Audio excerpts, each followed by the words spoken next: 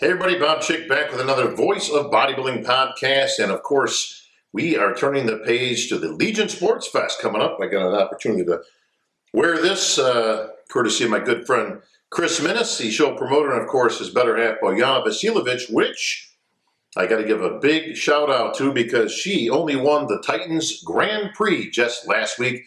That qualifies her for the 2022 Olympia, so she's got all year now, whether she decides to compete more throughout the year or just prepare for next year's Olympia. But what a great victory. Congratulations, Bojana. We'll see you this week as we'll be coming into town, into Reno, Nevada. This is a great, great show. But before we get into the Legion, and that's been a show that's been coming up for the last few years, I've got to be honest. I got to get a few things off my chest here, all right? We are wrapping up all things Olympia, of course, now a few weeks in the past, but all the experts are out there still weighing in on what should have happened, could have happened, who got screwed, who got the shaft, who got politics involved. We've heard all kinds of crazy stuff. But one of those people being my good buddy Nick Trigili out there. I did see your podcast back at me. You had some questions in there, and then you actually wanted an apology. And I'm going to grant you that. I'm going to grant you that, Nick. So, Nick, this is from me to you. I sincerely apologize to you, okay? I apologize that you weren't smart enough to figure out exactly what I was saying, the words coming out of my mouth, the logic that seemed to go right over your head, and that you seemed to miss the entire premise of what I was saying. I apologize for your teachers who clearly couldn't get the job done back in the day, because comprehension is not your strong point, my friend. Not. I'm putting things out there, I'm explaining them. Anybody seemingly can get it, except for you. For some bizarre reason, you just keep missing the target. A little Shatner there for you if you didn't catch that one, Nick. Not quite sure what your problem is, buddy, but here's the bottom line, okay? You said if somebody can explain it to me, please do, all right? Or words of that effect. I don't want to get called out by you by getting it wrong, okay? But I'm pretty close on that. Let me explain it. Let me dumb this down so that even you can figure it out, okay? This podcast is my podcast, okay? Voice of Bodybuilding. There's a reason it doesn't say voice of the Pro League, voice of the Manions, voice of the judges. It's not named any of those things for a good reason, okay? Well, this outlet exists, okay, so that they can use it at their behest. If Jim Manion calls me up tomorrow and says, hey, I want you to do me a favor and put this out there, okay, then I will certainly do that. And that would be an official word coming from Jim Manion, coming from the Pro League, coming from that front office in Pittsburgh, Pennsylvania. All right, a few weeks back, by example. Now, this is really simple for you to get, okay? Understand it. You can actually look back and see this because it is on YouTube for your enjoyment. A few weeks back, all right, well, probably more than a few weeks now, I called Big Steve because there was a discrepancy out there by you, of all people. You had it all figured out. You had the entire Arnold score sheets in the palm of your hand, and man, you caught him. Boy, you caught him red-handed, didn't you? You figured it out mathematically, man. What you missed in English comprehension, you made up for in math, my friend. You did. Or so you thought. But you had everything wrong, as I went on there and explained. And I didn't do it in a mean or condescending way like I am now. I actually just pointed out to you that everything you said was completely and utterly backwards. You had it all wrong. You didn't have the right number of judges. You didn't know how the scoring system worked. You didn't know that there was 2 highs and 2 lows that were taken out of the scoring, all right, so that you could get a conclusion from all the individual judges into one score at the end of the day. And you even said then, you couldn't figure it out. If somebody can explain it to you, explain it. And I did. Now, the quote I gave you was direct from Steve Weinberger, who was the head judge. I had called Steve. I had asked him his opinion and the facts of the matter when it came to how many judges there were and the rest of the stuff. The fact that you didn't know that there was a posing round that was scored. You didn't know anything, really. And then when I put it out there on my podcast, I said, this is an official word from head judge Steve Weinberger. You see how I did that? Huh? See how I kind of threw that in there? Official word from Steve Weinberger. You know what that means? That means it was an official word from Steve Weinberger. You see, that's how it's going to work on my podcast, all right? When something is official, and this is not just to Nick out there who I like to pick on right now, but this is to anybody out there. Okay, my opinion is my opinion, and I will put that out there 99% of the time on this program. After that, if there's anything official, if there's anything the Pro League wants to put out there, if there's any means of me utilizing my platform to make things known for the bodybuilding world, I will certainly make that known and announce it so that everybody can figure it out when it's my opinion versus an official word from the Pro League, all right? So we're going to put that to bed. So, Nick, I sincerely apologize that you weren't smart enough to get it. And I'm going to send you a course in English comprehension for you to enjoy, my friend. Hopefully it'll help you out for future stuff that's going on in the world of bodybuilding. All right, that said, all right, real quick on the Olympia, okay, because a lot of people are still asking, why didn't Hadi win? I've already outlined why I thought, that's me, why he didn't win. Now, I can speculate all day long. The bottom line is this, okay? Let's just take the top three with Rami, with Brandon, and with Hadi. Okay, those three seem to be the three that were in contention for the win. I haven't seen them in individual scores, all right? So I don't know. They all three could have had first place votes, as far as I know. I don't have that knowledge, okay? So if I was guessing, they may have all had a first place vote in there somewhere. Now, again, by preponderance of the scoring and how I already outlined in previous podcasts how the scoring works. And at the Olympia, and again, I'm going to go out on a short limb here, but it's usually 2 highs and 2 lows, or even 3 highs and 3 lows that are pulled out. Now, they do that to get that score in the middle, okay? This ensures that there's no monkey business going on. There's no politics going on. Even if you were a judge for some bizarre reason that had it in for somebody, or just didn't see it the same way as most of the other judges, okay? Even if you were that guy, your score would get thrown out. If it's too high or too low, that's why they do it that way. Okay, now, without knowing those specifics, okay, we're not talking about the numbers of the scoring. We're talking about what the judges saw. I can certainly give a detail and an opinion that's based on 40 years in the business as to what I thought the judges saw. I can guarantee it's probably not much different than what I saw. So when I say something like Hadi's shoulders were distracting, or they put him out of proportion, okay, it didn't really help his physique because it didn't really match in with the rest of his physique. We're in a business of comparing physiques, people. That's what we do. That's what a competition is all about, is comparison. So I don't know what the big deal was about anybody putting this stuff out there. First of all, I don't have to talk for the judges, okay? I can speak for myself, and I can speak for, I don't know, a whole bunch of the fans that are out there. The only fans that were really pissed off that Hadi lost were Hadi's fans. This is not crazy, everybody, okay? That's about as normal as it gets in bodybuilding. I'm sure Brandon's fans weren't pleased that he took second, all right? And Rami's fans are overjoyed. They're throwing a party right now in Egypt as we speak. Once again, they had the banners out at the airport watching Big Rami going back home. He'll go back to a hero's welcome to the land of the pharaohs. So good for Rami, okay? And good for the rest of the people that competed on that day. But let's not mince words, okay? Let's talk about comparison of the physiques. Brandon was great, but he wasn't as good. Listen, and we could pick out things on him too. So just to show you, I'm not picking on Hadi for any good reason, because I think he's a tremendous bodybuilder. That guy, as I said in the previous podcast, he could be a Mr. Olympia. He could be a Mr. Olympia coming up literally next year. I mean, listen, it would not shock me. He's got all the tools to beat Big Rami, or at least give it a good go. But he's a lot smaller than Rami. He's what, 225, 230 on stage? Big Rami was 290. That's 60 pounds of muscle difference. And we're going to get into that as the show's coming up. And we've got an even bigger disparity in weight with a couple of competitors. We'll get into that as we talk about the Legion. And Brandon, okay, now Brandon's bigger than Hadi, but he's still missing a whole bunch of muscle. The legs still don't match the upper body enough, even though he's done a great job of bringing his legs up. His legs ain't small. As I've mentioned before, it's his upper body that's so big. His arms and back is so wide, and that tiny waist, that it's a hell of a job to try to get those legs to match. And he's done a great job of doing it, but they're still not quite there. Still not quite there. Listen, was Big Rami at his best? No, I don't think he was at his best, but it was still enough to win. Okay, that's what the judges happen to see. Now, how do I know that that's what the judges saw? Oh, there he goes again. He's talking about what the judges said. No, I'm going by what they actually put out there, okay? They actually put people in placings. They have reasons that they put people in placings. Okay? It's always a means to the middle as to who gets placed where. How much does one thing count against another?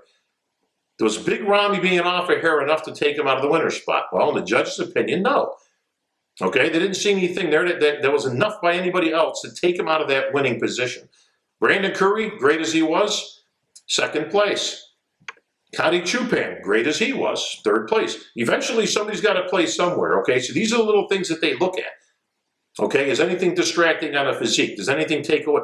Listen, Nick, okay, again, banner year. If there's an MVP this year, a guy who had a banner year above all else, it's Nick Walker, okay?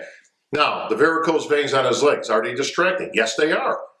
Now, that's not a big revelation here, okay? Everybody can see it. The judges see it. Now, was it distracting enough to take him out of fifth place and put him in the 6th, 7th, or 8th, or 10th? No. Because, again, on the overall appearance, how much did that count against him? Well, it may have counted against him enough. That, and obviously the fact that he doesn't have as pretty a physique as Hunter Labrada, to take him out of that position, all right? And that could be a good reason why he placed behind Hunter. Now, even though Hunter wasn't exactly in the best condition that we've ever seen Hunter or above Nick Walker, were the rest of the things that he had enough to place him in fourth ahead of him? Yes, they were. I agree with that. I happen to agree with that because I don't always agree with the judges, and I've been doing that for 25 years, okay? When I agree, I agree. When I don't, I don't. But in this case, I actually do. I thought Hunter had a better overall, there's your key word, physique. Nick Walker can win this show. He could be a future Mr. Olympia. So could Hunter Labrada. You're looking at two young guys who are the future of this sport. And believe me, this isn't their last battle. So that said, we're going to be right back after this message. People always ask how I got here. I was willing to work just a little harder than everyone else. Every damn day. If I can have hundreds of hours back, you know I'm gonna grab them. Spending hours prepping chicken, rice, and vegetables, F that. I rely on perfect nutrition. I rely on Trifecta. And we're back. And how about that from Trifecta? These guys are the best in the business, man. They've been sending me meals for about 2 years now, and I love it. Guys, listen, go to the site. You can customize exactly what you want. They've got great meals. I tend to get the a la carte, which is the bigger portions of everything. It's just plain. It's just rice or just steak or just chicken. But there's different methodologies that you can choose from depending on what kind of diet you're going for. You want paleo, you want keto, you want clean eating. They got it all. Check it out, everybody, at trifecta.com. They got everything.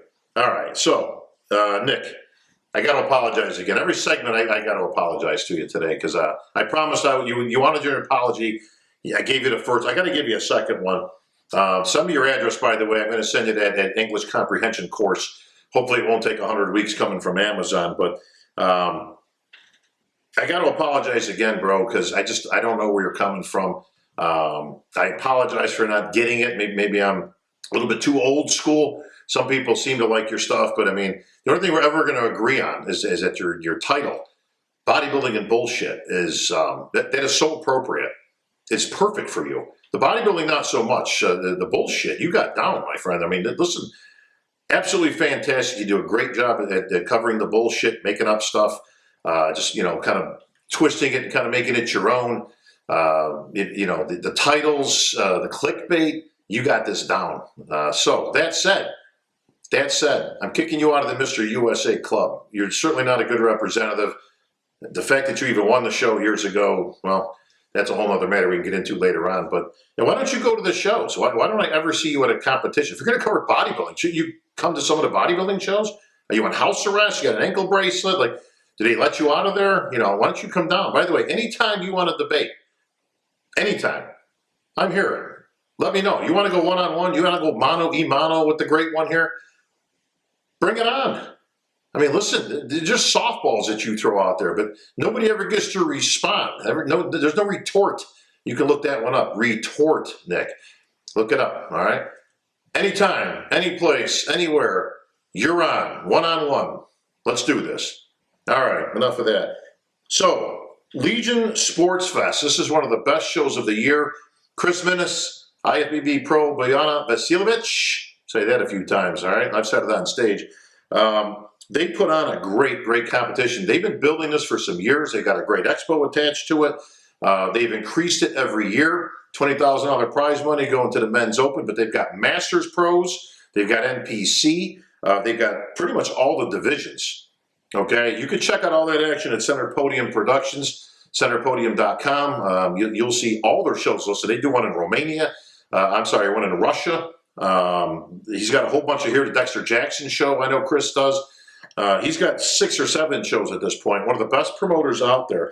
But we're going to get right into this lineup because this has really been shaping up, especially the last 2 weeks. So there are about 16 bodybuilders in the open. All right, we're just talking about the open right now. Now, 10 of them I've never heard of. Now, that's good and bad, okay? It's good in the fact that we've got some new blood coming in. So hopefully we'll see some bodybuilders that are very good bodybuilders and possibly could put up a fight for this title. So it's not a bad thing that we've got a bunch of names that I'm not familiar with. I try to follow as close as I can, but with all the pro cards that are given out these days, it's very difficult to keep up. But some names I do know and you know too, okay? In no particular order. All right, you've got Max Charles, all right? Hopefully he'll nail a little bit better than the Olympia. We've seen Max better, but he's been competing a lot all year. And it's very difficult to keep peaking, especially for a big man, over and over and over. But we'll get into specifics, but let me go down this. Regan Grimes, Cedric McMillan, Patrick Moore. We got Sergio Jr. and new guy into the mix, Sean Clarita. That's right, you heard it right. The Giant Killer is throwing his hat in the ring of the big boys. Now, that's significant, and we're going to get into that in just a second. Regan Grimes. Now, if anybody's been following this kid, he was my dark horse pick for the Olympia. If you go back a few podcasts ago, you'll see that I picked Regan as my dark horse pick. Now, he did not nail it at the Olympia. Okay, he actually kind of blew it. He came in very flat, very soft. Not exactly what you've seen leading up to the show. Whatever was in his preps in the last 48 hours pretty much took him out of the running. But he got himself some new counsel, all right, new coaches. And if you just saw the last video he put out, this is the Regan Grimes that I thought was going to show up at the Olympia. Now, that's in the past, not much you can do about it, but this kid's young.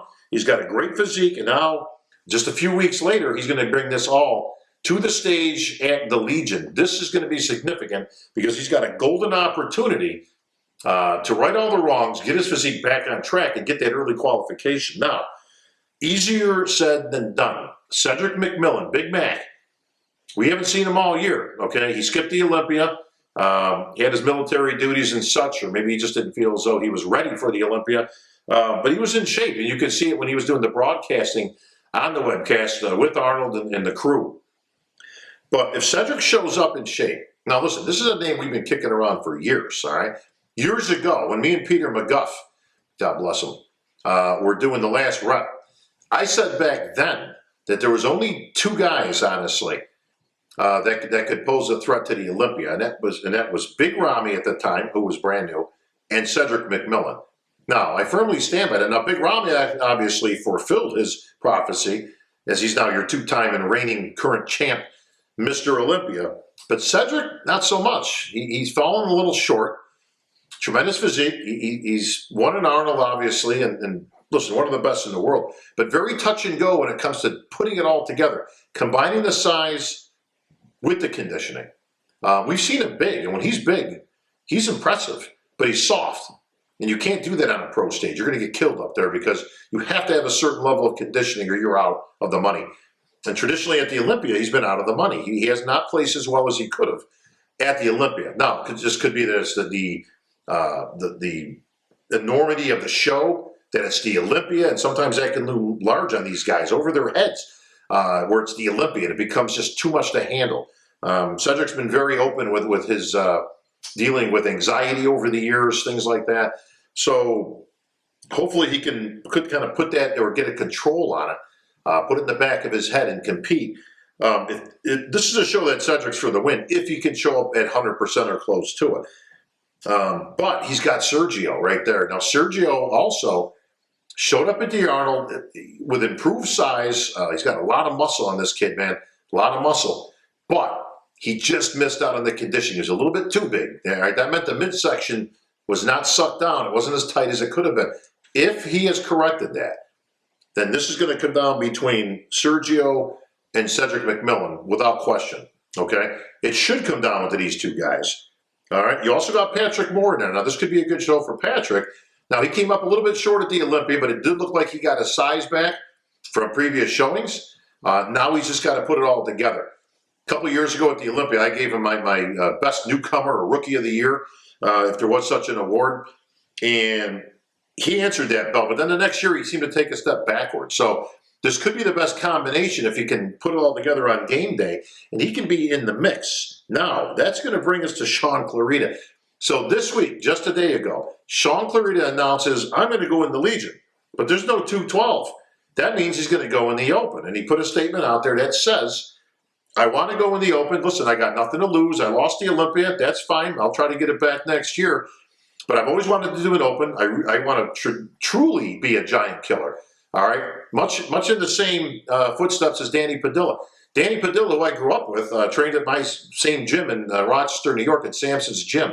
I've known Danny for many, many years. The reason he was called the Giant Killer is he actually killed giants. He beat all the big boys. And at 5'2", everybody's big when you were the height of Danny Padilla. But he would beat these guys because he had a near-flawless physique and should have won the 81 Olympia. That's good for a whole other podcast sometime in the off-season we'll go into. But Sean Clarita, listen, he slayed all the 212 guys, but that's not exactly slaying giants. Sean said words to the effect of, I want to go in there and prove I'm just a damn good bodybuilder, not just a good 212 bodybuilder. Great opportunity. Listen, here's the deal, though. Sean Clarita is only 178 pounds, okay? Regan Grimes, Cedric McMillan, and Sergio are all huge. Now, those guys are all tipping in at around 260-ish, 270. Let's just say it's 260. Let's err on the lighter side, okay? You got 180 pounds. I'm going to round Sean up. Let's just say he can go in a little bit bigger. He doesn't have to make a class, obviously. He's well under the 212 category. But let's just say he puts a few pounds on it. He's 180. That's about the size of a middleweight.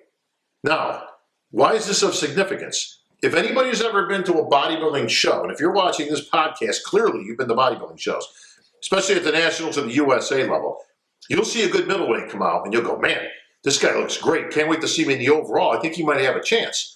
Until they bring out all the class winners. And then all of a sudden, you're looking at the middleweight compared to the super heavyweight and the heavyweight. You go, oh, well, that looks a little different now. It's still a muscle contest, folks. It's hard to give up.